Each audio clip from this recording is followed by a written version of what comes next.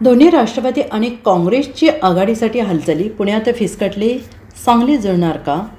सांगलीच्या महायुतीतून बाहेर पडलेल्या राष्ट्रवादी पक्षाने अजित पवार गट नव्या आघाडीसाठी चर्चेची दारं खुली केली आहेत. दोन्ही राष्ट्रवादी काँग्रेस आणि काँग्रेसच्या नेत्यांनी शनिवारी रात्री उशिरा बैठक झाल्याची चर्चा राजकीय वर्तुळात आहे. त्यामुळे महापालिकेच्या निवडणुकीत नवा ट्विस्ट आलेला आहे. महापालिका निवडणुकीसाठी पालकमंत्री चंद्रकांत पाटील यांनी महायुती म्हणून सामोरं जाण्याची घोषणा केली. पण राष्ट्रवादी अजित पवार पक्षासोबत भाजपाची चर्चा आता जागा वाटपाच्या टप्प्यावर थांबली आहे.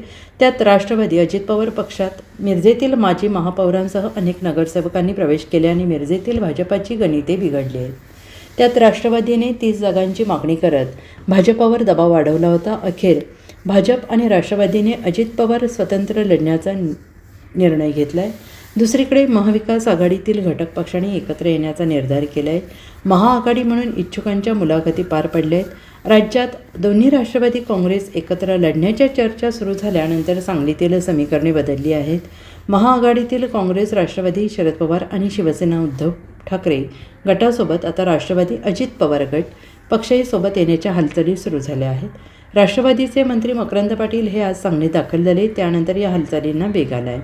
दुपारी मंत्री पाटील यांनी राष्ट्रवादीच्या प्रमुख पदाधिकाऱ्यांची बैठक घेत निवडणूक तयारीचा आढावा घेतला. महायुती नको, स्वतंत्र लढूया असा आग्रह पदाधिकाऱ्यांनी धरला आहे.